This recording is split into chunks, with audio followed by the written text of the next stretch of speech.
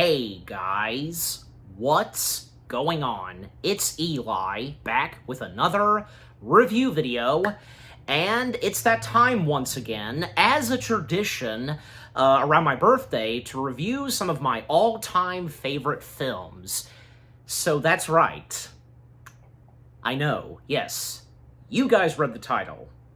You know what I'm reviewing, and I don't care. Hey, I'm entitled to my opinion on this one film, okay? This one film that stars the late great comedic genius himself, Robin Williams. You know, not just me, but I'm sure some of you also find this amusing and entertaining as well. All of the above. My parents do too. And I know one or two friends that also, think it's pretty entertaining and not all that bad. I mean, come on, seriously. Is this one film that has the great Robin Williams that terrible? Come on, where's your sense of humor? Especially that goes for the critics. Everybody, how they felt about this when it first came out, my point being. But that's right, guys.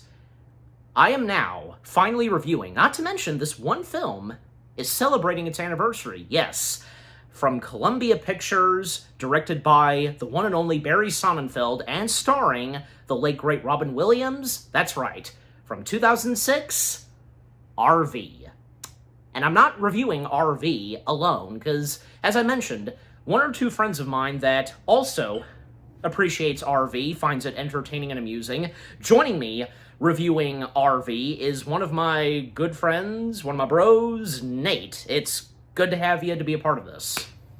I am back from the obscurity corner to review a movie that, like you said, critics hate. Then again, I rarely trust critics on any movie anymore, so...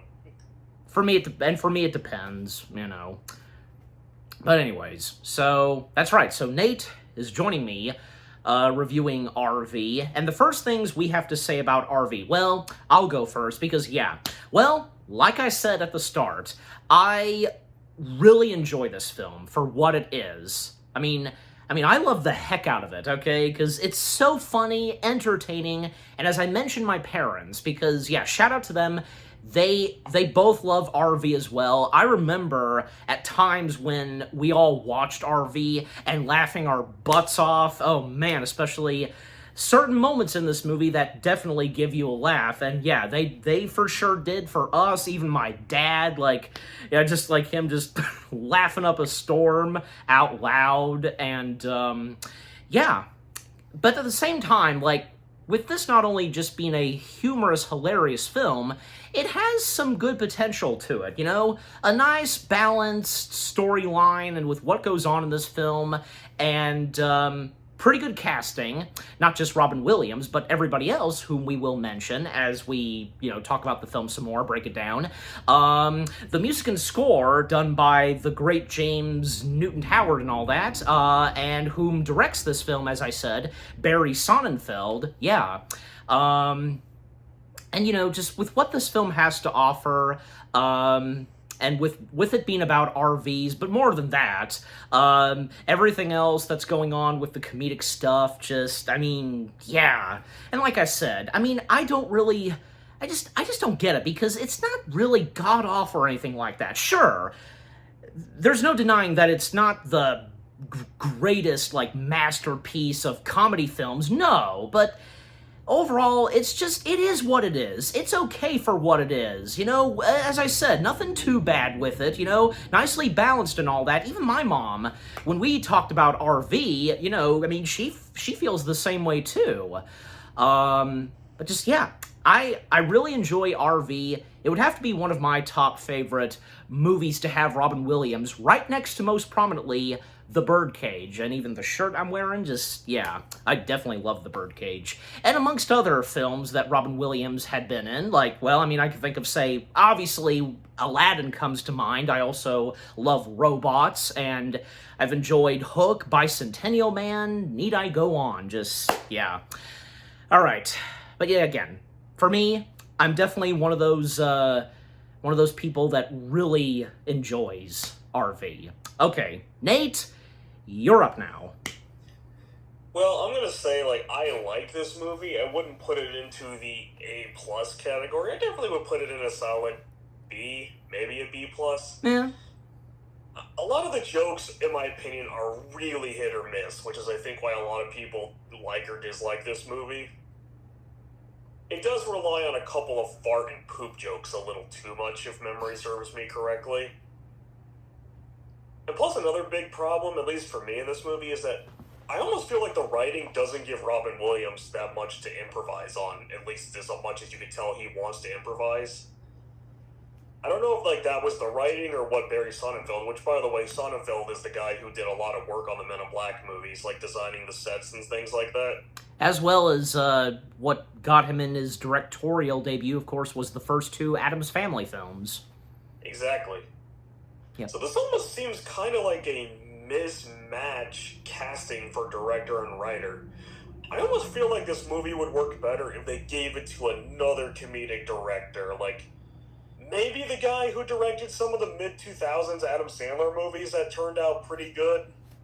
Maybe. Like I don't know. Longest Yard, Click. I think his name was Dennis Dugan. Did a few of them. I think so, yeah.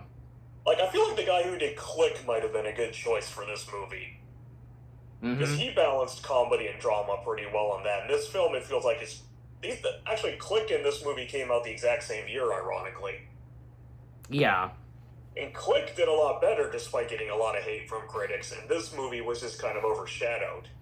Yeah, it was, amongst other films at that year, so... I almost feel like it's unfair, but you can draw a few parallels between Click and this movie, because they both have a comedic actor who either people love or hate. Yeah. They have good writing, except when they don't in the same movie, and the jokes are really hit or miss in both movies. Yes. Now, granted, I like Click a little bit more. Who doesn't like, especially the second half of Click? Yeah. But I like the movie from beginning to end. It's probably my Adam Sandler guilty pleasure film. But for RV, it's a movie that, how do I describe this? It comes, it does its job, it gets a few laughs out of me, whether legitimately or ironically, and then it just kind of goes away, goes on a road trip. I don't think about it for a while, then I think about it again. Would I put this in the S tier of Robin Williams movies? Oh, heck no, I can't go that far. No, that just wouldn't feel right. If I want to look at the S tier of Robin Williams, I'm definitely putting Aladdin and Night at the Museum in there. The first two, not the third one. Don't get mad at me, comment section.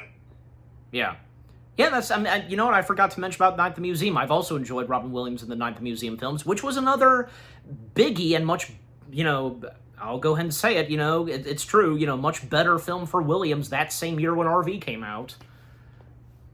Again, though, that film had a good comedic director, though. Yes. And plus it had Ben Stiller to bounce off of. I feel like Williams is really good when he has a great supporting cast. I mean, it had a lot of other great supporting cast as well. I mean, like Dick Van Dyke, Mickey Rooney, the list goes on. Just, yeah. Exactly. In an RV, he doesn't have the biggest cast to go off of. Just a few, yeah. It's kind of like the problem, we're talking about Barry Sonnenfeld, it's kind of like the problem with the Cat in the Hat movie, where Mike Myers had no comedic help to bounce off of. Yeah. Believe me, we might get to that train wreck. Look, that's another story for another time, so, but... The Cat in the Hat deserves to be put down. Yeah, but anything else you've got to say about, your first thoughts on such an RV? I mean, I think we're going to sum up everything we need to in this movie. It's actually a really short movie, which either can be really good or really bad, depending on how you view this movie. Yeah, it is a short film. But, alright. Also, here's something else, because with how poorly received RV got, because, I don't know, because if you know this or not, in case you looked it up, because when it came to the awards that RV got, it only made its way to 2 award shows. Most prominently, of course, one of them, of course, being the Razzie Awards, and it got 2 nominations, and it won one, award from the Razzies. I don't think it's that bad as other bad films that came out. Okay, but you want to know the only Razzie it won out of the 2 nominations? Yeah. It won for Worst Excuse for Family Entertainment. No, come. I can't go that far. No, with the other Dead films. Neither can I, nor can I go that far, no. And I think the Shaggy Dog deserves that nomination. Yeah. And the other Razzie nomination it got, it didn't win it, but still, it was also nominated for Worst Supporting Actress, which being Kristen Chenoweth. I barely remember her, and I don't mean that as an insult. Okay. But the other award show it made its way to was the Young Artist Award. Something positive. It was a positive nomination, and it was nominated for Best Performance in a Feature Film, Leading Young Actor, which was, Josh Hutcherson was nominated. Mm-hmm. Yeah. But anyways, and y'all also, because some of the other, to mention more about, say, Barry Sonnenfeld, because, very quickly, because we've already mentioned about, the Addams Family, and we've mentioned Men in Black. Barry Sonnenfeld has had other ups and downs. He did direct one film with Tim Allen, in the early 2000s. Also, he directed Wild Wild West and 9 Lives, and that was another. Those two were other big stinkers for Sonnenfeld, unfortunately. Wild Wild West. Do we really need to go into that one? That's another story. But also, we also have to acknowledge the film's writer, Jeff Rodkey, because, we both know what he's done. He did the Daddy Daycare films. The first one, it's not as bad as the other 2 Daddy Daycare films that came out later on. There was only one sequel. Actually, there was one more. In 2019, there was Granddaddy Daycare, which genuinely, I didn't know that existed. Can I put my head in the guillotine? In what way? Because I did not need to know that existed. Well, now you know. How was I supposed to know how you'd react to it anyways? But I'm just saying, Daddy Daycare, at Daddy Day Camp, shoot me, it got some laughs out of me. Yeah. Yeah, and here's something positive, because I don't know how much you would know about this, but it's nice to see that Jeff Rodkey, he wrote for the Good Luck Charlie Christmas film, which the Good Luck Charlie Christmas film, which I've talked about before. It's a nice entertaining Disney Channel original film. So, anyways. I think we could say RV is this writer's best work. Okay. All right, but with talking about our first thoughts of RV and talking a little bit more about Sonnenfeld and Jeff Rodkey out of the way, okay, now as always for me, read the description / the story. The Monroes are a typically American dysfunctional family, complete with rebellious, uncommunicative offspring and baffled parents. Patricia Bob would like to remedy the situation before his son and daughter instant message their parents out of their lives.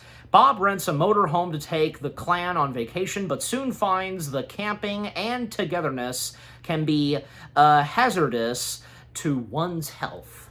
All right, so with reading the description / the story done out of the way, well, let us now dive in / break down RV itself.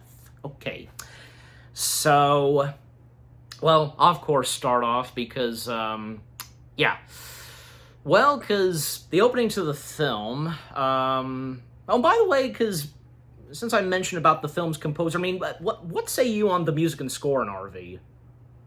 I'm not gonna lie, I barely remember it, and I don't mean that as an insult to the composer. I don't remember many instances where there was much music in the movie. Oh, there was, and it was pretty good, actually. Especially when it was humors like the chorus that was in there. So, and one solo man, doing the singing and such. That was funny. But, alright, but to get on point with the film, because, we, of course, have Bob Monroe being played by Robin Williams, of course, and a nice little cute opening where, right before putting his daughter to bed, young Cassie doing a puppet show and such with sock puppets, the Tickle Monster. And I have to acknowledge, some of the bloopers, because there's a couple of bloopers involving Robin Williams playing sock puppets. And in the final film, because we know that Robin Williams did some hilarious impressions, and in the final film, because he's doing Sylvester Stallone as the Tickle Monster, but in the bloopers, there were multiple takes where he was impersonating other celebrities like Marlon Brando, Christopher Walken, Jack Nicholson, Samuel L. Jackson as the Tickle Monster. That I want to see. Oh yeah, I would recommend it, because, just like, Jack Nicholson is the Tickle Monster. Here's Tickle. Even like the others, like, I'm gonna tickle you. Or, again, in the final film, it's Sylvester Stallone. I'll go tickle you. So, Cassie, age 5, being played by young Erica Shea Gare. And then we also have Bob's wife, Jamie Monroe, being played by Cheryl Hines. And right before going to bed and such, because, a nice sweet moment between father and daughter, where, Cassie going on, like, saying she'll never get married, but Bob assuring her that one day she'll grow up to be a beautiful woman, get married and all that, and telling her that they'll still be best friends when she grows up. Yeah. But as the years pass and where we're at, that sadly didn't last long. I'd like to think that, Bob must have been aware that probably when her daughter would make it to the teenage years, so where we're at now, and as the film proceeds, well, because, we have their 2 kids, now a bit older as teenagers and such. Cassie, slightly older Cassie, played by JoJo herself, and Carl being played by young Josh Hutcherson.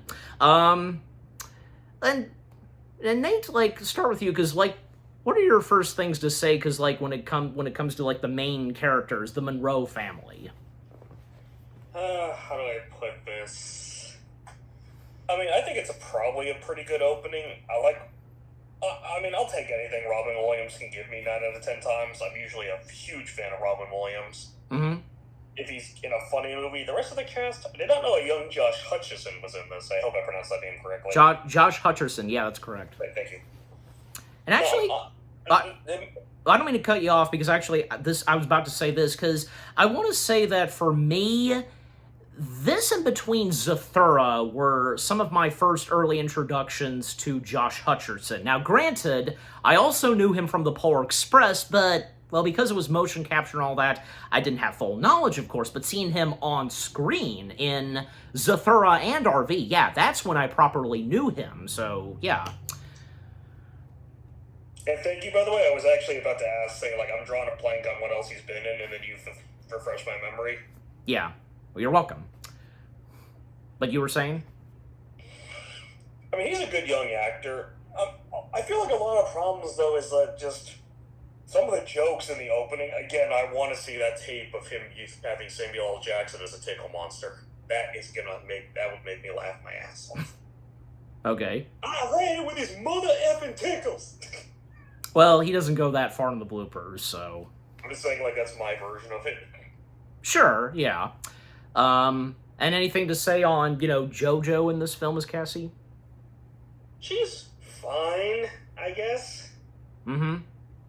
I mean, I remember the son more than I remember her, and I don't know if that's cruel of me to say. I mean, of course, both kids, especially the daughter, has a lot to do in this movie, so, the whole family does, the Monroes. Oh, yeah. And of course, and JoJo, I mean, this is where I first knew JoJo, but there was also, that same year when this came out, that Aquamarine, I've talked about before, I've reviewed it before, the one with, the mermaid film with her and Sarah Paxton and, of course, Emma Roberts, if you remember that film. I've never seen it, admittedly. Okay. And anything to say on Cheryl Hines in RV? We'll get to her. She's fine. We've already gotten to her.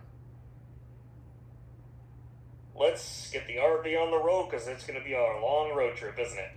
All right. Well, okay, I will continue on point. So, basically, the whole Monroe family, and when they pick up a friend of Cassie's, militant friend as she's called, Gretchen, being played by Veronica Zatopa. Hasn't done that much acting, but with how much we get of her, she's okay.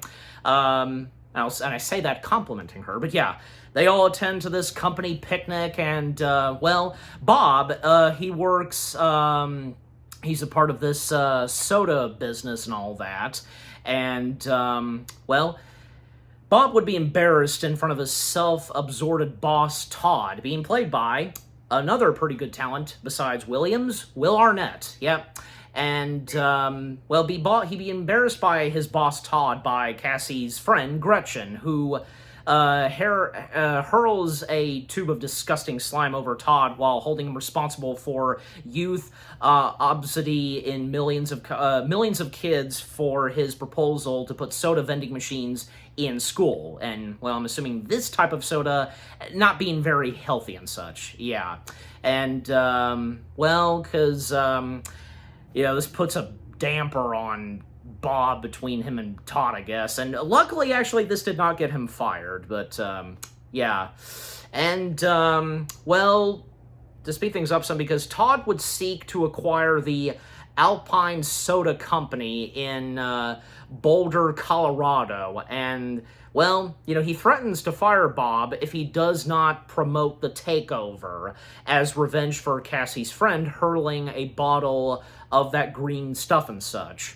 And not to mention that, Bob was, the Monroe family were looking forward to going on a big family vacation in Hawaii, but unfortunately, Todd tells Bob that, he has to cancel Hawaii and such. And, by having present a merger proposal in person to the to the grassroots, Alpine Soda Company in Boulder, Colorado. So once again, the vacation's canceled and all that, and, well, this puts even a huge damper because he can't move the Hawaii dates because both of his kids, they've booked the rest of the summer, because in the case of Carl, he'll be going to a summer camp, and Cassie will be going to attending and checking into this college and such she'll be going to. And, well, concealing the real reason for going to Boulder, Bob would get an idea when two of his fellow employees mention about an RV trip, and, wait, hold on, did you rent that RV, he asks? So he would rent an RV from the dodgy dealer, Irv, whom actually we don't see on screen, but his face is right there on the side of the RV. Irv being played by Barry Sonnenfeld. And if you've seen the RV in the film and you've seen the picture of Barry Sonnenfeld, then, it's quite amusing. And he would tell his family that, well, they're traveling to the Rockies, and Bob plans to make a detour in Colorado to secretly attend the meeting in Boulder. I mean, he doesn't know how his wife and kids are going to specifically react to this, so he keeps this a secret and such. Bad idea, but still, just being one of those things. And yeah, before the meeting, because Bob, he has to create a new presentation for the proposal, sneaking and taking his laptop with him, and also pretending to be a little bit sick and such. Yeah. And yeah. And by the way, because, yeah, I mentioned Will Arnett, because I want to say, yeah, RV was also where I did first knew Will Arnett and such, yeah. But the later films I had seen him in, doing a lot of great voice acting and such, but live action films, yeah. But I believe that RV was my first. And to mention some of the other cast members that are in this film, and a part of the business and such, like, yeah, Bob's fellow co-workers, Frank and Marty, Frank being played by Tony Hale, and Marty played by Brian Howe. And there's also Laird, up the top of the game, being played by Richard Ian Cox. Yeah. Alright, but, Nate, now come back to you, because with what I've talked about so far, well, what say you this time? I think you might have actually, the more I think about it, nailed on the head why this film gets a lot of crap nowadays. And it's the liar reveal story is kind of a part of this. Yeah, I know, and here's the thing, because for me, yeah, I know the lie reveal story is complicated and it can be not very good and such, but for me, sometimes it depends on how the liar reveal stuff is done, and I don't know, because the liar reveal thing in RV, not bad in my opinion, what I'm feeling, just, but anyways. No, I wasn't saying that. I know No. Doug Walker, who's one of our favorite internet critics, like, he hates the liar reveal, but has acknowledged it's done well. And this film, Yeah. to its credit, it's saved literally for the final 10 minutes, and they just address it, and it's over. I guess, I don't It's know. like not even that big an event, remember? Yes, but at the same time, like, as this film proceeds, like, it's, like, very slowly but surely, the family would really start to bond and such on account of the kids with their dad, so, besides, what he's keeping from his family. But anyways, anything else? Okay, so what have you got? Okay, like, if you have anything to say about Cheryl Hines, and with the addition I mentioned Will Arnett, well, what say you? I think they're very good comedic actors. Like, Yeah. what's our name? I'm terrible at drawing faces, but I know who they are. I'm probably not the most qualified person to talk about a lot of their movies, but I remember them getting laughs in other films. Oh, yes, absolutely. Yeah. Oh, especially Will Arnett and some of the animated films he's been in. Like, I've enjoyed him best in, like, say, Monsters vs. Aliens, Lego Batman. He's the voice That's an of... underrated movie, Monsters vs. Aliens. Yeah. As the missing link and such. Uh-huh. And amongst I other... actually forgot that was him, so thank you. Yeah. And amongst other things he's been in and such, yeah. Even like in the world of TV, he was in a few shows that one of them even my mom enjoyed, so... But anyways. Alright, but continuing on point, because, yeah. Well, like I said, Bob pretending to be sick and such, and, well, how the family first feels about this, well, I mean, Bob managing to convince Jamie that they'll have a great time, and, vowing to cook every meal, even, like, give her massages and all that, when she was hoping that would happen in Hawaii, but just, and, even, like, when Bob says that they'll still go to Hawaii, but at Christmas, like, yeah, surely, wouldn't be a bad time to go to Hawaii and such, but, yeah. It'd probably be a more enjoyable environment. Good idea, yeah, that's a good point. So, their journey would begin, like... And the name they would give for the RV, the Big Rolling Turd. Yep, and, I thought it was Big Mushroom. No, Big Rolling Turd, that's the name of it. And the audio I heard originally was Mushroom. They must have adjusted that. One of those TV edits, I assume. Yeah, because I remember them legit saying the Big Mushroom. Oh, gosh. Don't you just, like, golly, some of those TV edits can be so bad, I legit didn't know that was the original audio until now. Well, I guess I never caught it when I a few times saw it on cable TV. But anyways, yeah. I mean, once or twice I saw it on cable TV, but not at those moments where, yeah, some things had to be changed and such, though, that stuff. But anyways, Yeah. But what can you do sometimes? Okay, but continuing on, because, well, starting up the RV and, make it so, number one, as Bob says, and backing out, I mean, yeah, because with how long the RV is, and breaking those, like, with those lamps and such, brick parts, they break off, they're broken, destroyed by the RV, but eventually, yeah, driving out, and then when it comes to driving straight on the road, and like there's a curve and all that, like a different road path, and a GPS that Bob has in the RV named Lola, and Lola's saying, turn right, but Jamie, is telling Bob to go straight, because, yeah, I mean, what are the chances in this big, long RV they're in? But, Bob, he's having a tough decision to choose, but then eventually he makes a right. It all turns out fine, it doesn't wreck anything, but it caused some dishes to fly out of the cabinets. But they would stop at a market and such to get some supplies, and, well... the RV, it's rolling away. Not being stolen, it's just the parking gear's not put in and such. And, yeah. I always questioned that, admittedly.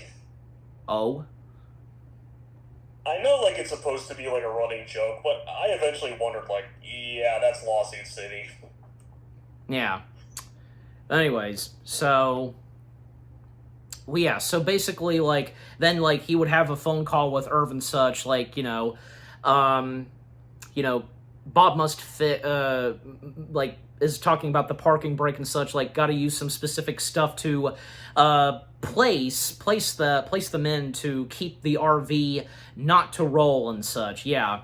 So, that problem will be taken care of next time, but yeah, there's gonna be a couple of other times where they forgot to, put in, like, the brakes and such. Anyways, those specific kind of, like, things you have to put over those wheels, left and right, and kind of, like, use a hammer to keep them in place.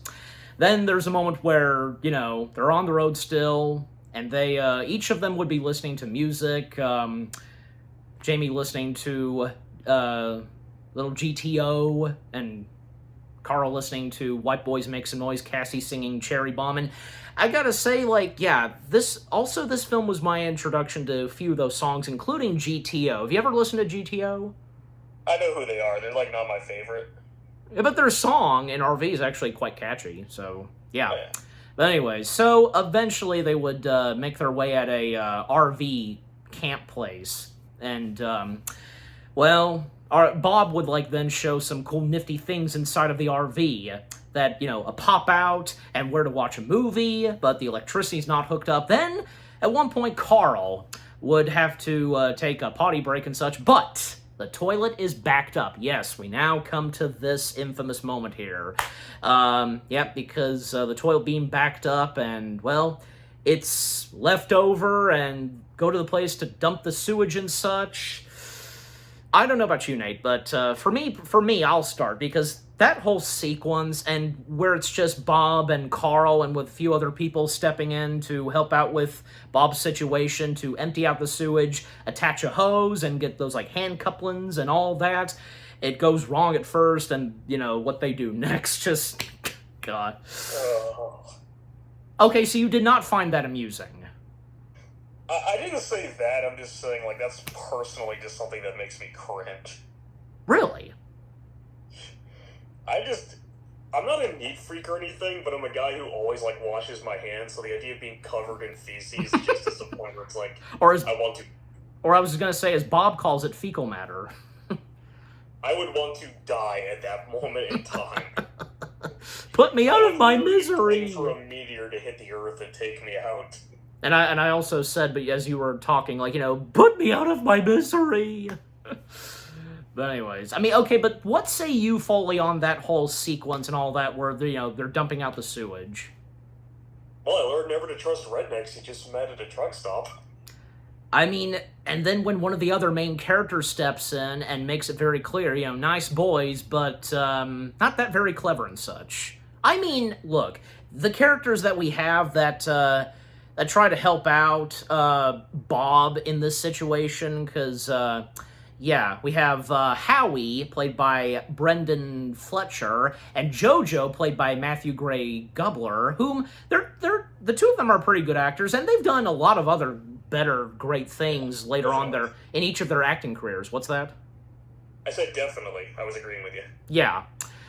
But point being is that, Howie and JoJo, when they step in, and a few others, well, mainly it's just Howie and JoJo that help out Bob. I mean, they're very nice fellas, helping out Bob and such, but again, not that very clever and smart. I mean, okay, they know exactly what they're doing helping out Bob, but they really don't have the full details and such, I mean, I'm sure, I guess, it could work by holding both tubes up in the air and such, but, in a specific way. And, JoJo, like, opening up the line and such, and where the sewage comes out, and...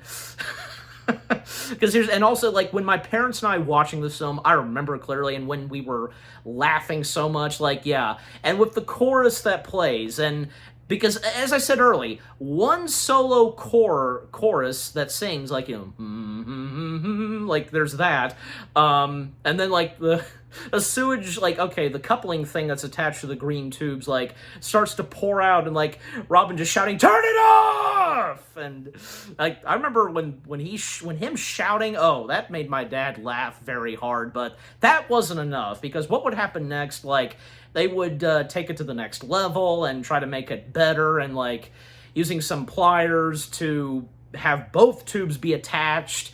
Well, okay, that's not... Looks like it might not work that long. And Jojo, he didn't open it up all the way, and it's because he thinks it's blocked. He's going to flush a line this time. And even Bob admitting to his son Carl that, both Howie and Jojo, not the brightest, lads, but still, they're nice helping hands. And then, yeah, when Howie realizes that Jojo didn't open it up all the way, yeah, and then pushing it hard, and yep, so now it's dumping down the sewage. Okay, so it's working fine. But then when a phone call comes in from Bob's boss, and then he notices, and even Carl backing up, that it's starting to leak out.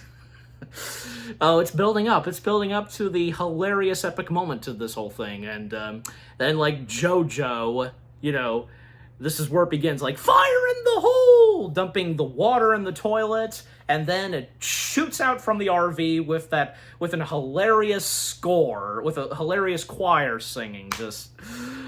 and that's where, that's also where each of my parents, including my dad, bursting out laughing, because we think it's hilarious. But I know in the case of you, Nate, and for any of you guys, some of you, doesn't find that too hilarious. It's just more of a case where I cringe mentally. And especially and as you kind of mentioned, like, cringing when it's all on Robin Williams, right? Yes.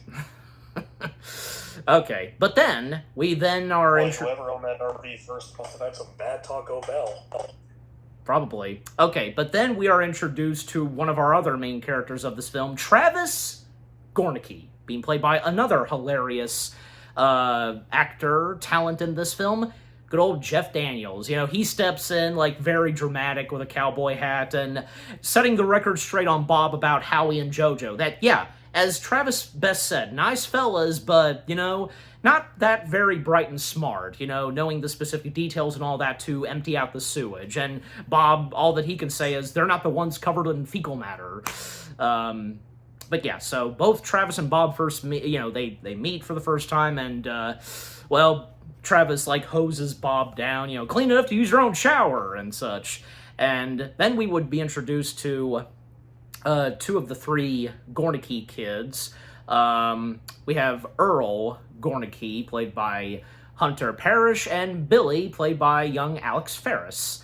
So they cleaned up the RV and all that, and then Cassie coming in after a little bit, after that sequence happened of the emptying out the sewage, because Bob was supposed to cook dinner that same evening, and, he's going to. Even, the Gornickis, they offer Bob and the rest of his family to be invited to dinner and such with them, but, Bob, saying that, he and his family, they're gonna be eating dinner and such, but when Bob's struggling, cooking in the RV, that's when Bob has plan B for him and his family to go have dinner with the Gornickis. And we would be introduced to the rest of the Gornickis. Well, yeah, we've already met Travis, Earl, Billy. We're also introduced to the wife, Mary Jo Gornicki, played by Kristen Chenoweth, and the daughter, Moon Gornicki, played by Chloe Sonnenfeld, whom is, of course, the daughter of Barry Sonnenfeld. And yeah, because she did appear in a good chunk of her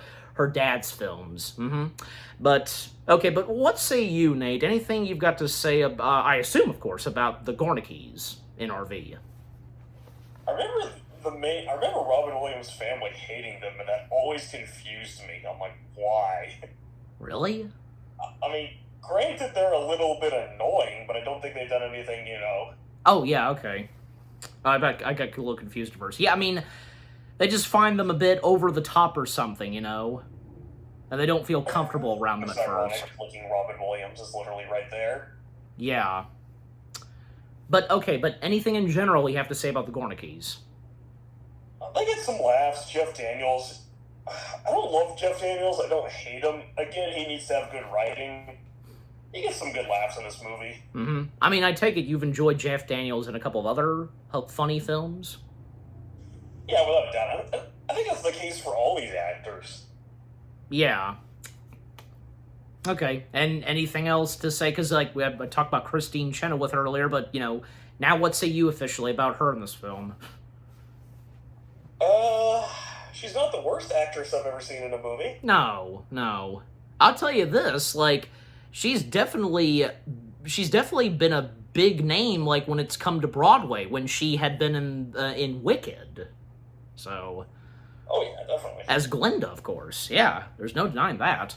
And, I mean, you know, she's got a great singing voice, and, yeah, it's also really nice that, because she's also got a pretty good yodeling as well. That's an RV. But, yes. My mom hates yodeling. Okay.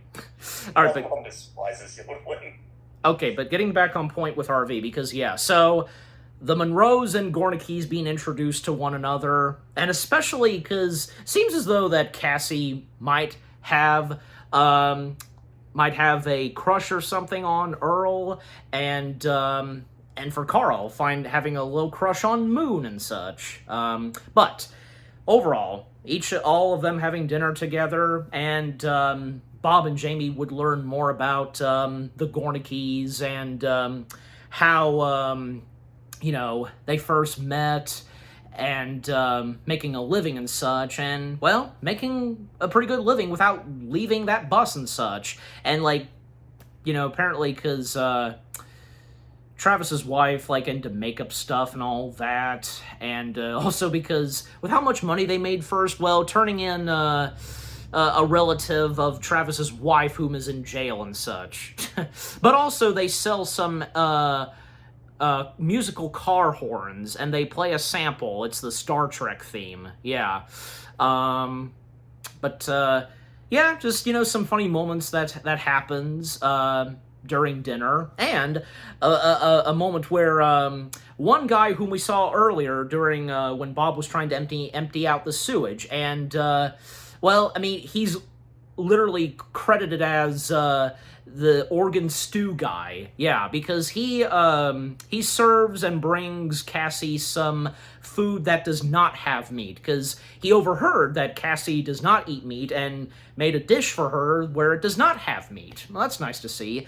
But yeah, with what he describes, I mean, Cassie would then find it disgusting. She would make her way to the bathroom, but then would find one part of the RV that has like deer and all that, just, yeah, being cooked and such. I mean, hence the whole thing of organ stew and all that. Anyways, and, yeah, organ stew guy being played by Stephen E. Miller. But, yeah, so like I said, we saw him earlier during the sewage, and then we would see him once more when it came to the whole dinner sequence.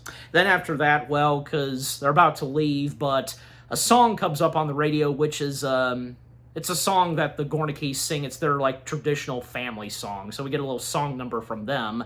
But still, the Monroes are not planning to stay in the RV camp anytime soon. They're going to leave first thing in the morning because they say to the Gornickes they're early risers.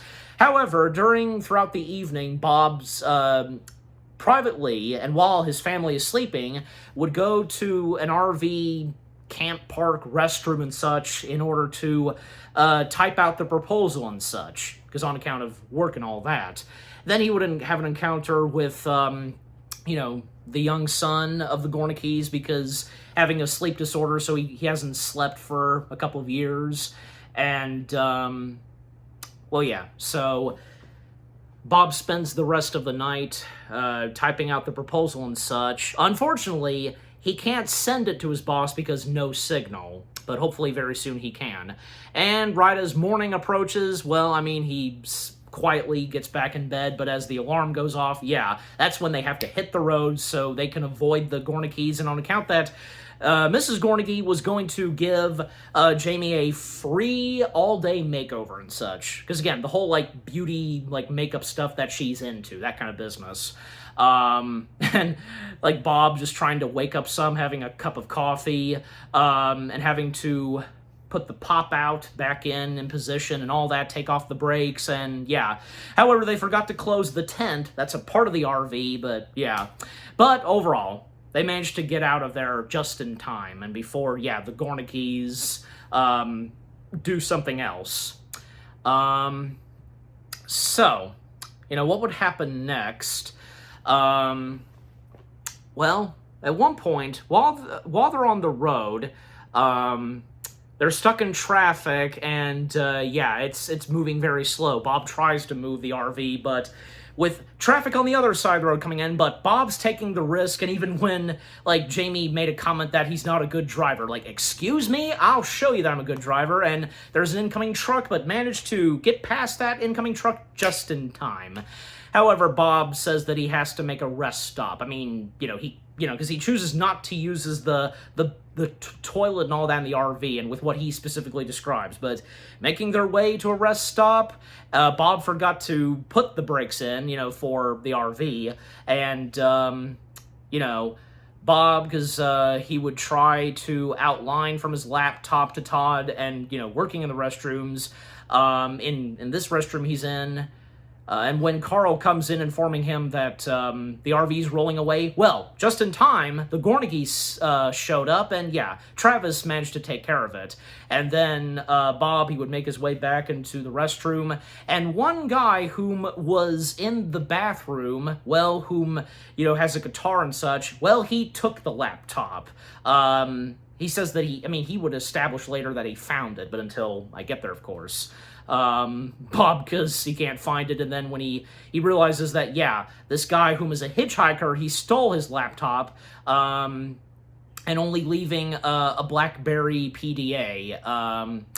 Bobby just looks up at this guy, thank you. I would like to think he probably meant that sarcastically. I don't know, but all right, Nate. Coming back to you with what I've been saying so far. What say you this time? Again, I never quite understood why they found him super annoying, personally. I mean, what say you? If you were in that position, how would you feel towards the Gornigies and such? I don't know if I'd necessarily hate them, per se. I think I'd just be a little more like, why are you like this? I would be the same way, too. No, I mean, I would be more of a soft guy, and it would depend on certain groups of people. You know what I mean? Just like, yeah. But it would take a lot for me to be overly pissed off, if that makes sense. Yeah. But anyways, so continuing on, and while they're at that rest stop, there's little playground that's there, very interesting. It's got a few camels, Egypt almost themed, and well, Carl talking with Moon some, and Earl and Cassie talking a little. Even Earl handed Cassie a map and all that, because where they'll be heading to eventually, Colorado and such. But yeah, and then Travis's wife was talking to Jamie about a story involving a tornado and such. But yeah, eventually when Bob was finished with his business, well, Travis and Mary, ask the Monroes if they'd like to have breakfast with them, but they say that they already had breakfast. Just trying to find a way to get away from the Gornigies. But that's when, they decide that, okay, we'll have breakfast with you. And even when Bob, he changed the subject to where Billy brought up about talking to Earl and Moon about Bob having a laptop and such, and when it would be brought up, well, Bob would then quickly change the subject to, okay, we'll have breakfast with you and all that. So, yeah, and why don't you head on and, prepare the tables and we'll be right there. And yeah, that's when they're ditching them. And by the way, because they stopped at that place and, filling up the gas tank in the RV. Well, they drove with it still being plugged in. Just, golly. And once again, they're stuck in traffic. And then seeing the Gornigies on the road, and yeah. And also, yeah, their bus that they have, it's like an RV for them, I guess. It's a nice-looking bus, from, I think it's from the 1950s or something. Yeah, but, with the addition of the... They own their own business. What's that? Well, they own their own business. It would make sense they could have a nice RV. Exactly, yeah. So, and yeah, because, if you have any do you have any recollection of that bus, and if you thought it was a neat-looking bus? Vaguely, but yeah, I remember it looking pretty nice. I'm like, yeah, that explains why they're so rich. Yeah. And on account of the, car horn tunes, like I said, Star Trek, but yeah. Well, Mary tries to, view this on a light note, something positive, that maybe there was a family emergency or something. That's why they had to get going early. But Travis, he feels as though, which is true, he's right, that they, them folks ditched us, as he says. Then at one point, they would spot the guitarist slash the hitchhiker who was at that rest stop. He stole Bob's laptop. Yeah, they offer him a ride. It's obvious where this is going to go to next. Meanwhile, back where the Monroes are, well, eventually, they got out of that long traffic, and then they would find themselves at a different location, and where, at one point, they would, deal with some raccoons. Yeah, because, well, yeah, and I'll remember to put the location of where they go to next in the text, so there it is. But, okay, but point being is that, yeah, when they stop at another, somewhat of a location for RVs to park at, there's other RVs in the background and such, and there's a bar slash diner across from the rocks and all that. But, at one point, they have a little troubled situation with raccoons. A couple of raccoons snuck in their RV in the oven and such, and well, it would be up to Bob to take care of the raccoons. He would take an umbrella to confront the raccoons, but yeah, Bob can not take down those raccoons, and knowing raccoons specifically,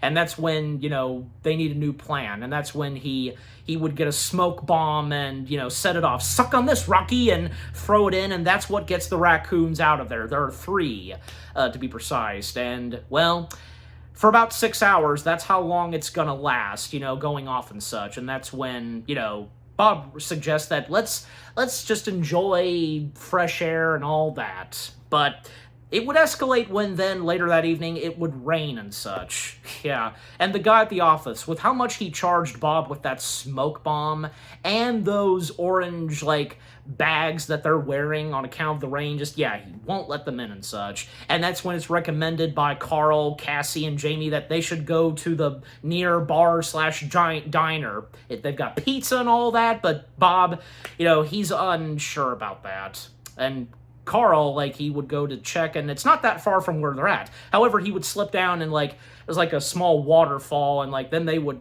tag along when they go after and retrieve Carl. But yeah, then they would start to have a laugh after that watery slide they went down. And that's when things start to look pretty good for the Monroes, and they would slowly but surely bond, and while they're at the diner and such. And after all that happens, going back inside the RV, it still stinks, but it's not as bad as it was early.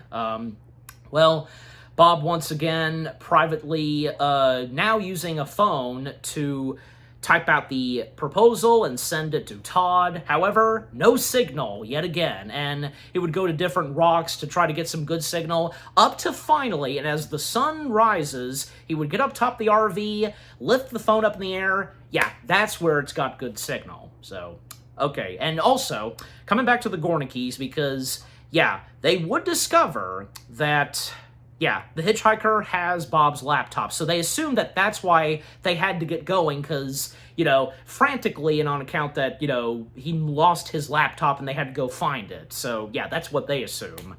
Alright, but anyways, now we'll come back to you, Nate, with what I've talked about so far. What say you this time?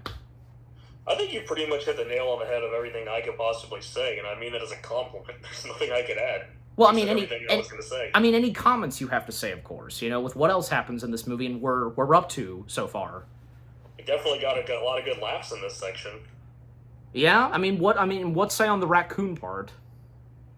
Raccoons are either the life of a comedy or the death of a comedy. One of my favorite raccoons in any movies is from the John Candy film, The Great Outdoors.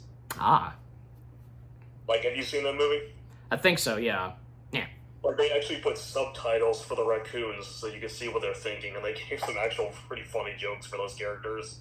Uh-huh. But, on account of an RV, because you've got Robin Williams as Bob, stepping in the RV, opening the oven door, and just, freaking out, just oh my gosh, there's more than one! Just, how can you not enjoy someone like Robin Williams just freaking out? It's so hilarious, I tell you. To be honest, I think Robin Williams in this movie is more accident-prone than Johnny Knoxville in any of the Jackass movies. Okay. Never thought of it. But anyways. Alright, but continuing on, because, yeah. Well, Bob, he manages to he managed to get that out to Todd and such. And, yeah, and like I said, eventually the entire family would start to to enjoy their vacation and such.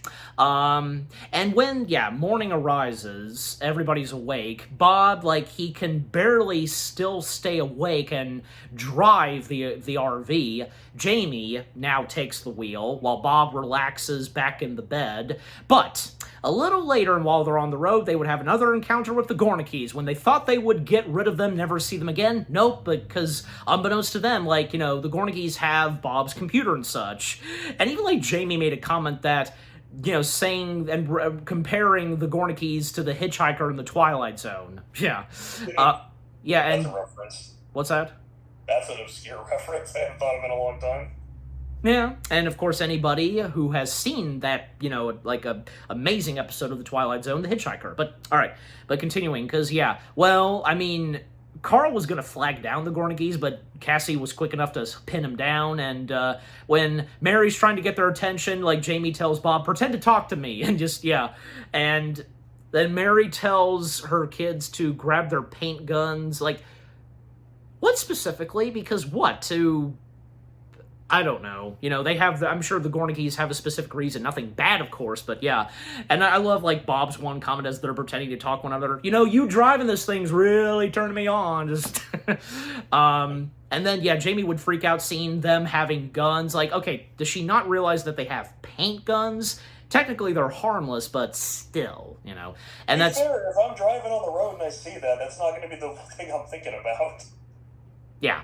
But anyways, then, making a turn, a very fast turn, good on Jamie, and Bob asking her, where'd you learn how to drive that? How else do you think I'd get the kids on time to school and such? And, well, unfortunately, they missed their chance to, get the Monroes to pull over. Well, they do know where they're heading, of course, Mount Watson, Colorado, and it's obvious that they're gonna catch up to them there. So yeah, eventually the Monroes would make their way to Colorado, and this is where definitely the Monroes start to reconnect as a family and enjoy the beauty of their surroundings.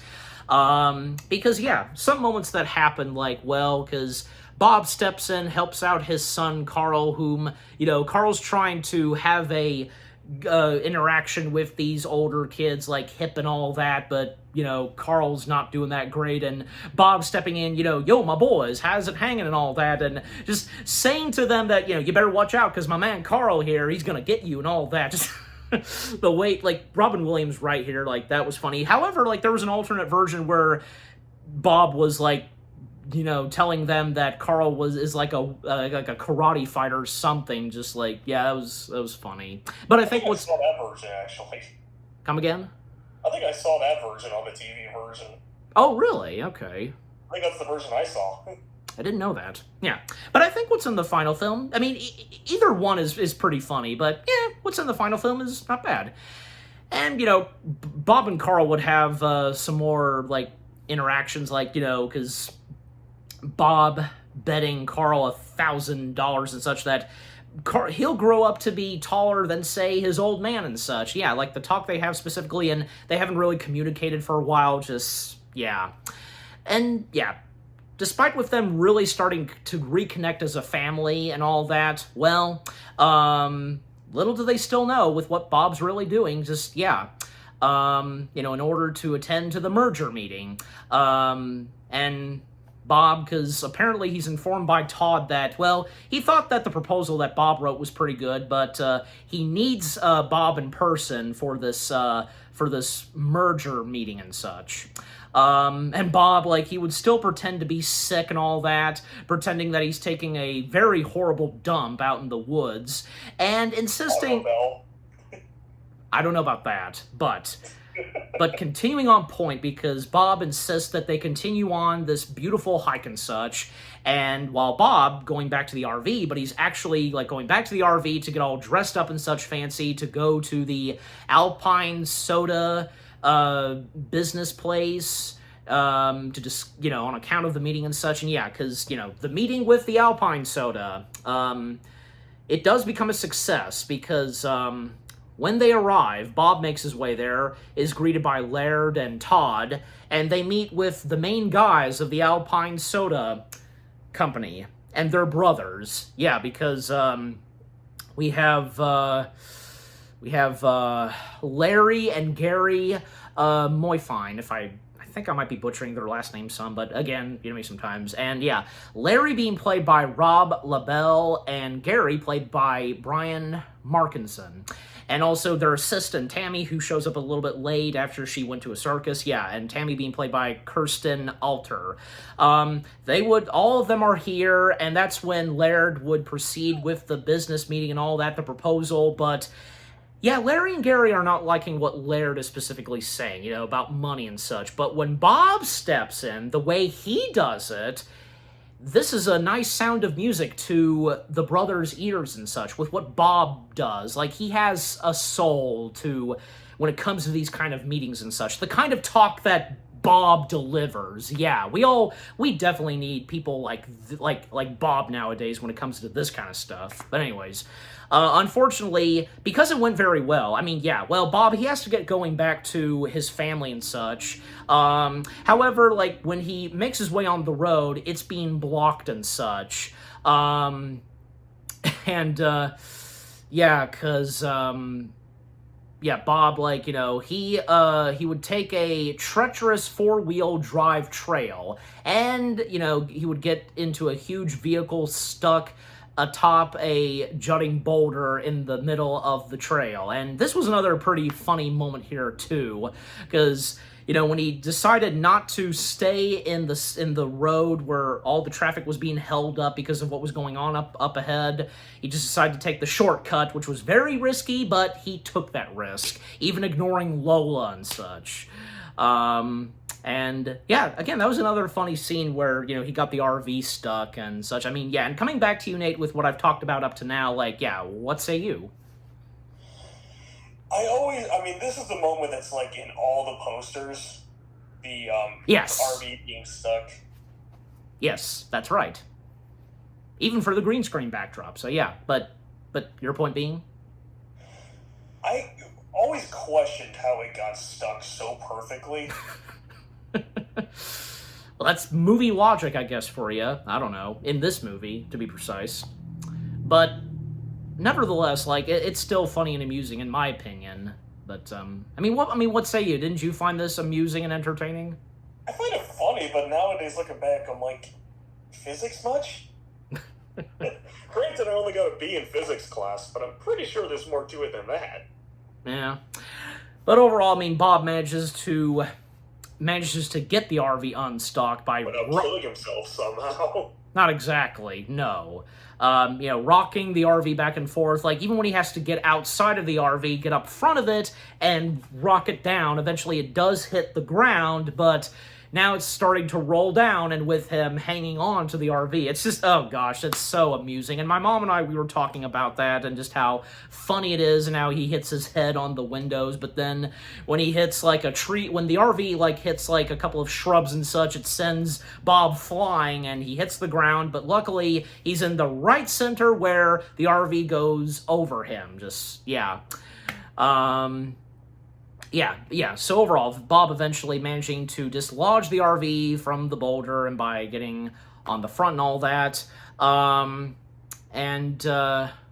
because, you know, he would then reunite with his wife and 2 kids, and yeah, then they would proceed on with their vacation, going to a different location, Colorado, to the lake. Yeah, which, yeah, I mean, that location they go to the lake, it's very beautiful and such. Even, like, a few comments that Bob makes when he went to the lake and all that, and when he did this kind of RV trip as a kid and all that. Even, like, say, the kids even suggest, like, maybe they should go to Yellowstone afterwards, and when this vacation, this family vacation is almost coming up to an end. So right here is where, yeah, they really start to become one big happy family. You know, they even came up with their own song of the big rolling turd, just, yeah. However, when things were looking good, at one point, yeah, the RV forgot to put it on brake and such, you know, and it starts to roll away right into the river, and Bob accidentally slips out that, without the RV, he can't make it to the Alpine merger and such. Yep. And this, of course, would put a damper on the Monroe family. And yeah, the whole liar reveal thing, but just, yeah. Still needing to get to the meeting, Bob desperately, he would retrieve one of his family's bicycles from the lake. He managed to retrieve it by going underwater and such. I always questioned that, admittedly. I never did. Just, who cares? It's a movie, just, And Jamie, Carl, and Cassie, well, because they walk on the road just by themselves until they would be picked up by the Gornickes. Yep, playing their car horn tune of Star Trek, and just, yeah. Soon realize how well they get along. Like, the more they spend time with the Gornickes on their bus. And, Bob, he's making his way through the woods on the bike, he would stumble upon the Gornickes with his wife and 2 kids.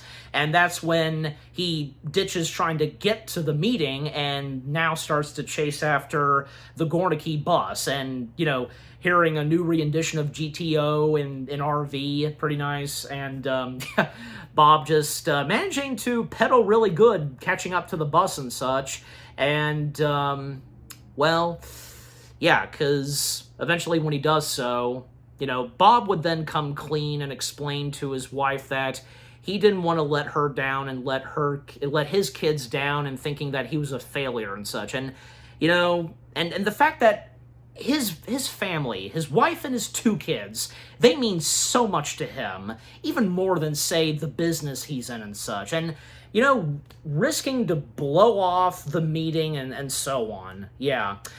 And eventually, it would be patched up and such, After a bit of talk that both Jamie and Bob have, Travis points out to Bob that actually they're right in front of where the Alpine company is, because Travis... What a coincidence! I think not.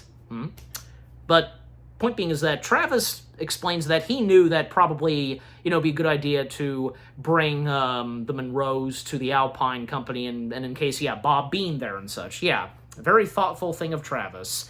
And then, Todd stepping in, and Bob would then proceed on with being at the second meeting, where all the employees are there. And at the second meeting, Bob would begin his speech, and it does go well. A few laughs here and there, a few jokes he points out, even like a joke of referring Disneyland and such, with what he specifically says, but also saying some nice complimenting things about family, and telling the brothers that,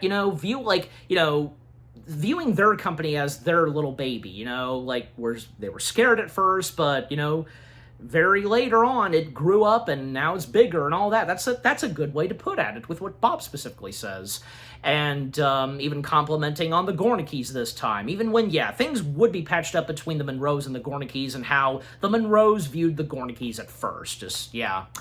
And then Bob, almost up to the end of the speech, Bob has an epiphany.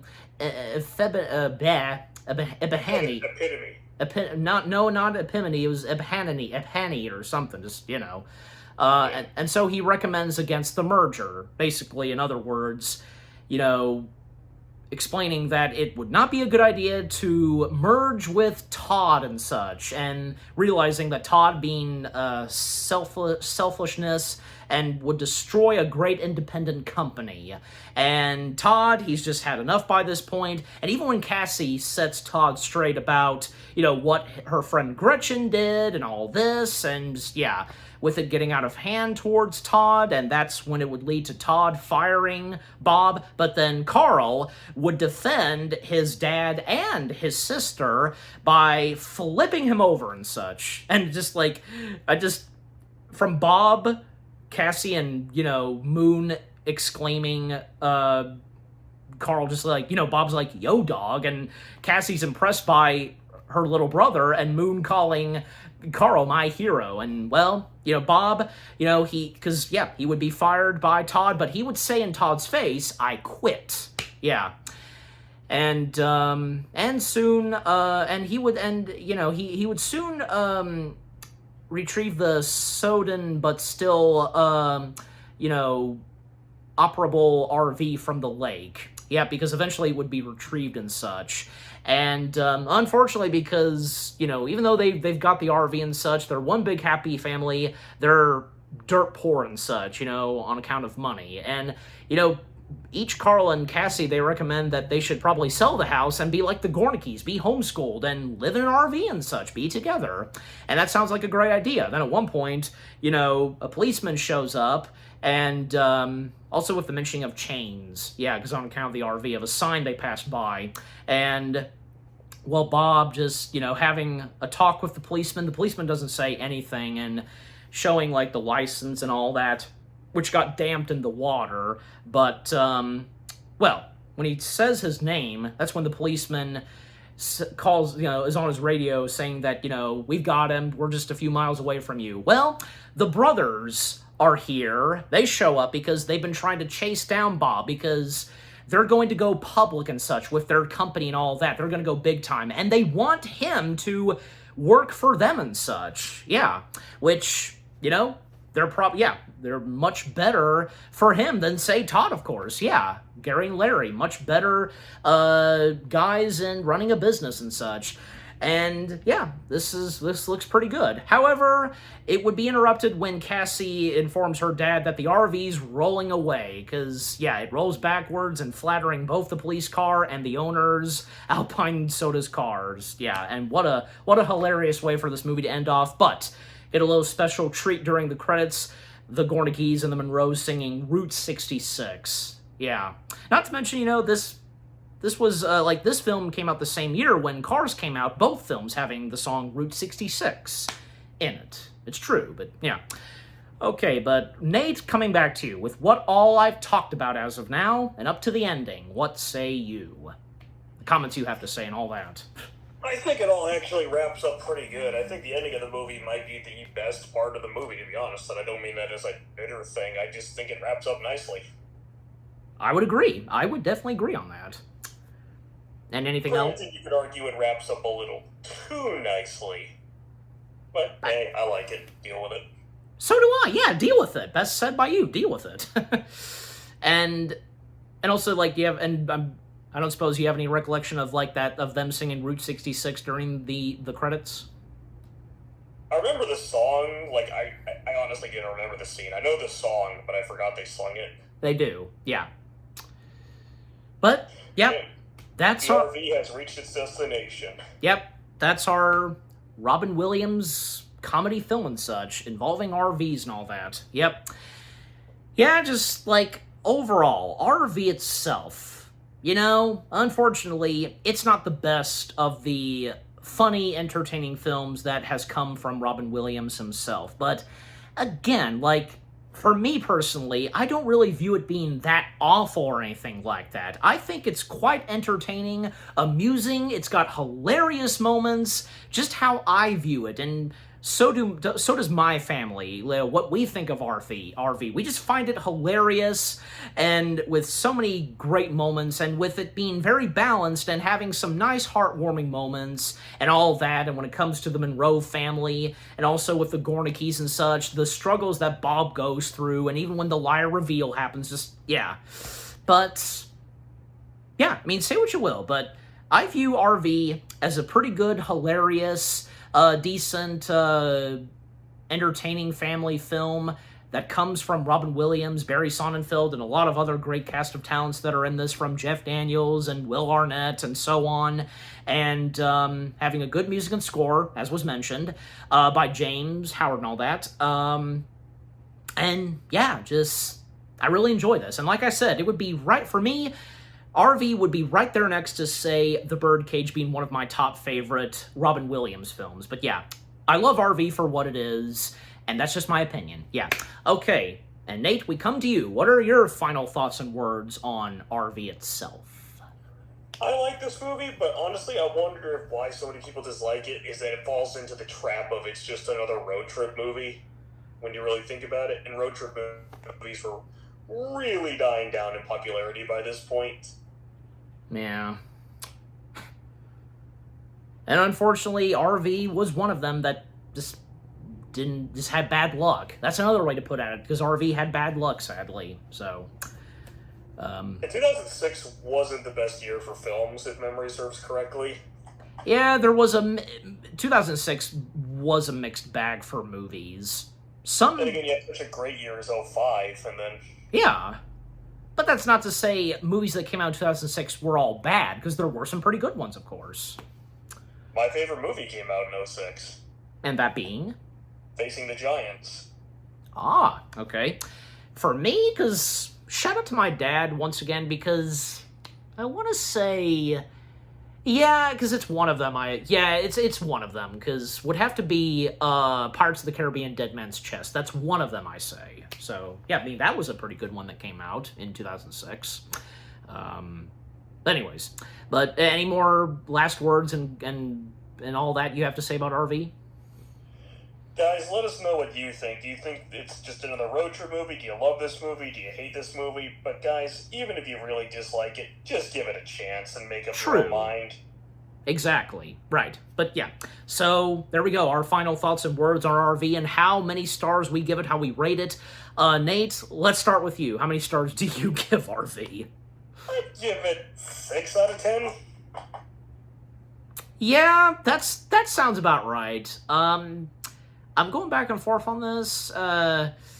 Yeah, what the heck. I just give it a 5, so I gotta give it a 6. Okay. Well, as for me, yeah, I don't care. I don't care. I'm giving RV 7 out of 10 stars. You heard me right there. Yes, 7 out of 10 stars. So for Nate, he gives it a 6 out of 10, and for me, 7 out of 10. Yeah. Because again, I'm entitled to my opinion, so is Nate. We all are, in the case of RV. Yeah. And yeah, what about you guys? Because yeah, what did you think of RV itself? And with what Nate had to say too, directed at you guys. And yeah, just like, give RV a chance, because come on, it may not be that bad as you would expect, and depending on your mood and vibe with this, right? That's also another important thing. Don't always believe the critics. Exactly. Don't always believe them. Can I give an example of that real quick? Go ahead. Critics hated this movie, yet they gave one of the most infamous movies of all time, that being Netflix's Cuties, a positive rating. God. Literally, I looked it up. Cuties got a green score from critics, and this movie got a red score. Interesting. Like, really, critics? Interesting example right there when it comes to the critics sometimes. Yeah. Hey, critics, were you on an island that we need not mention? And where's your taste of comedy? Seriously, you know, if this is not your, if RV is not your taste of comedy, well, that's your business. So, I won't suggestively, green. Actual funny jokes, red. Yeah. All right. I mean, what the hell you smoking? Exactly. What are you on, boy? All right. But as I was saying, like, yeah. Again, give RV a chance, and if you thought this was amusing and entertaining, and if you're on the same page as me, and with Nate, of course, and if you thought this was, if you thought this movie had some good, funny moments, and was nicely balanced and all that, if you were okay with the liar reveal thing, and if you thought the cast members were pretty good and amusing, and with Barry Sonnenfeld having directed this, and if you thought the music and score was pretty good, because I think it is, yeah, just... And I don't know, because, like, and if maybe RV would be in your top list of favorite Robin Williams films, maybe for most of you it's down below, I don't know, but just, yeah. But again, overall, what do you think of RV itself, with what all me and Nate had to say about RV, our review, and yeah, what did you think of our review of RV? Leave comments and give this review video a like, as always. And so, guys, with all that being said, we thank you very much for watching. We hope you guys enjoyed our review of RV. More review videos are coming your way. They're going to be awesome. Keep looking forward, and we will see you guys in the next video/review. And Nate, as always, it was a pleasure to have you be a part of this, and yeah, just overall, thanks for joining in, review collabing on RV. Always good to fill the guest critic chair. All right, there we go. And any last words from you, Nate? You know, say goodbye and such?